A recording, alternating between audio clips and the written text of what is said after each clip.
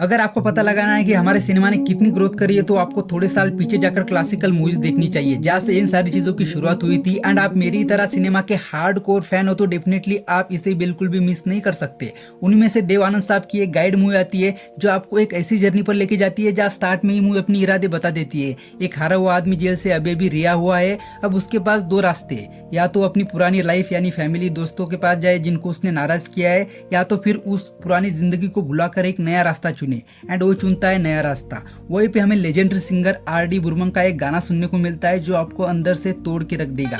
वहाँ कौन है तेरा मुसाफिर, जाएगा कहाँ। एंड यही पॉइंट है जहाँ से आप पीछे नहीं जा सकती, आप पूरी मूवी देखकर ही रहोगे। अब राजू गाइड अपनी मंजिल ढूंढते ढूंढते एक गांव पहुंच जाता है जहाँ गांव के लोग उसे गलती से साधु संत समझने लगते हैं। एंड अपना मेन कैरेक्टर इस चीज को एक्सेप्ट भी कर लेता है, लेकिन तभी मूवी हमें उसके पास्ट में ले जाती है। राजू गाइड जो कि एक टूरिस्ट लोगों को हिस्टोरिक प्लेस दिखाकर अपना गुजारा करता था, लेकिन एक दिन बूढ़ा सा मार्को नाम का एक आदमी उसकी यंग वाइफ रोजी के साथ कुछ केव्स पे रिसर्च करने के लिए टाउन में आते हैं। एंड फिर मार्को को एक केव मिल भी जाती है जहाँ उस केव में इतना बिजी हो जाता है कि वो भूल जाता है उसकी एक यंग वाइफ भी है। क्योंकि मार्को केव में बिजी था तो रोजी के पास करने के लिए कुछ नहीं था। वो राजू गाइड के साथ दूसरी जगह पे घूमने चली जाती है। तब राजू को पता चलता है कि रोजी जो कि एक प्रोस्टिट्यूट की बेटी है और एक अच्छा फ्यूचर चाहिए उसे, इसलिए उसकी माँ ने रिश्ता कर दिया था मार्को के साथ। एंड रोजी को डांस करना पसंद है और भी बहुत सारी चीजें। अब राजू और रोजी तो करीब आते जा रहे थे, लेकिन वहीं पे रोजी मार्को को एक लड़की के साथ इंजॉय करते हुए देख लेती है केव में।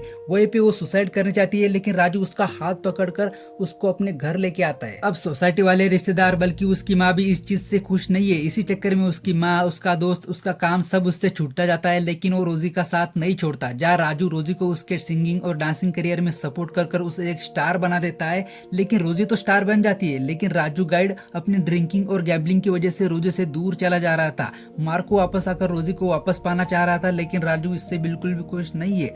मार्को कुछ कागजात लाता है जहाँ सेफ डिपॉजिट से ज्वेलरी को रिलीज करना था, इसलिए रोजी के साइन चाहिए थे।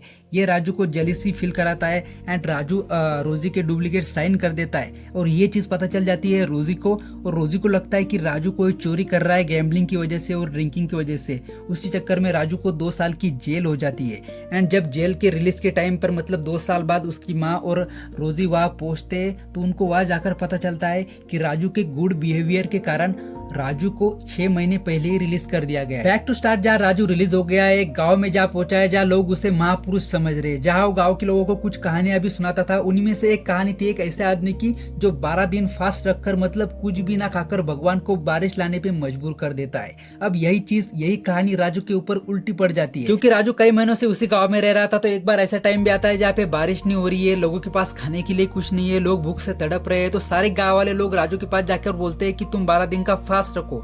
राजू के ना कहने के बाद भी गांव के लोग नहीं मानते। आखिरकार राजू के पास कोई रास्ता ही नहीं रहता, वो अपना फास्ट शुरू कर देता है। इसी चीज के दौरान ये चीज आसपास के गांव और शहरों में फैल जाती है कि एक साधु ने उपवास रखा है। तो सारे लोग वहाँ एक साथ आ जाते हैं, वहाँ जर्नलिस्ट भी आते हैं और ये काफी बड़ी न्यूज बन जाती है। अब ये न्यूज देखकर रोजी, उसकी माँ, उसके दोस्त सब उसके पास आ जाते हैं। अब राजू के पास 2 रास्ते, या तो अपनी पुरानी लाइफ में लौट जाए ये फास्ट तोड़कर, या फिर फास्ट को कंटिन्यू करे जब तक बारिश नहीं हो जाती, जो कि एक पवित्र कारण है। अब उसको ये भी पता चल चुका था कि उसके बुरे कर्म इसी बारिश में धुलने वाले हैं और पुराना राजू मरने वाला है और बचेगा सिर्फ एक स्पिरिचुअल राजू। एंड फिर एक बड़ी सी कड़कती हुई बिजली के साथ राजू अपने शरीर को धरती पे छोड़कर चला जाता है। बाहर बारिश हो रही है, लोग खुश है, उसके अपने रो रहे हैं। अब इसका क्लाइमैक्स हमें एक भगवत गीता का प्रिंसिपल सिखा जाता है, आदमी कभी नहीं मरता, उसका शरीर है जो मरता है, आत्मा हमेशा जिंदा रहती है। दैट्स इट भाई, ये थी हमारी क्लासिकल मूवी द गाइड, जो कि मेरी one of the favourite movie बन चुकी है। और आपको ये मूवी कैसी लगी है, आपने देखी है या नहीं देखी है, कमेंट सेक्शन में जरूर से बताना। और क्या भाई,